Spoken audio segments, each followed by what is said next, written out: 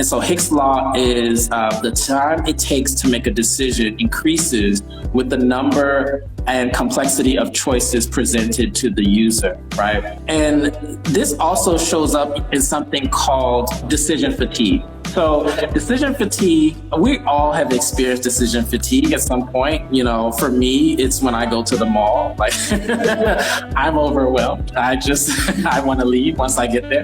But decision fatigue has to do with essentially when we're presented or we have to make a lot of decisions, you know, in a short amount of time, that at a certain point that we sort of go into a default mode where we just make the quickest decision that we possibly can.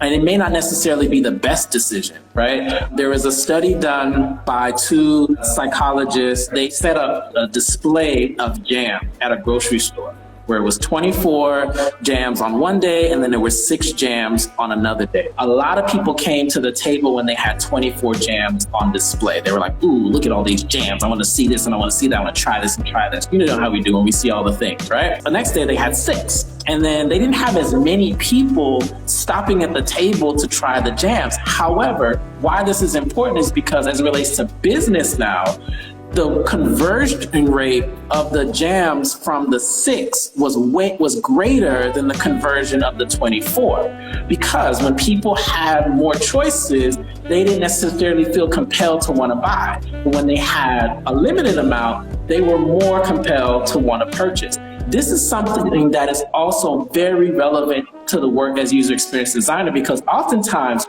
what happens when we want to launch a new website or a new product is that we want to add all the features one time, right? So it's like, give them all the features. Let it do this, let it do that, let them be able to, you know, swipe here and let this open up and let this do all the things, right?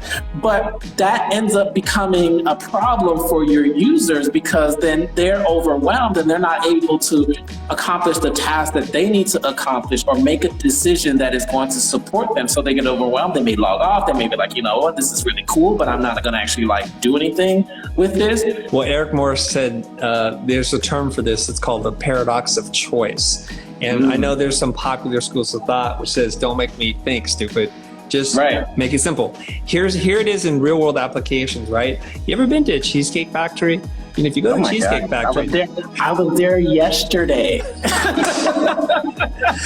It's multiple pages, so many things that you can order. And oftentimes when the server comes by and asks you what you want to order, you're like, I need another 5 minutes because I haven't even finished looking at the menu, let alone hear about your specials. And we see a lot, especially like say if I'm watching like Kitchen Nightmare with Gordon Ramsay, he'll do this all the time. He'll literally have the kitchen, the staff make every single thing that's on the menu, and it's like tables of food. He goes, we don't need all this. We want to make like 7 great dishes and just be really good at making those 7 because it's going to help with turnover. People can make a decision. They don't have that pang of regret. Here's what happens. I ordered a pasta and I was thinking about the steak or lobster. And as soon as I ordered this, I'm not going to be happy because I'm thinking about the other thing. So I'm all messed up. And I forget who said this. So then they said the answer is order both. Right? And he goes, no, I'm even more angry when I order both because I will like one more than the other. And then I'll regret like having 2 because I wanted more of this. So there's no winning here. So we want to keep it simple because complexity makes it more difficult for us to think. So don't make me think.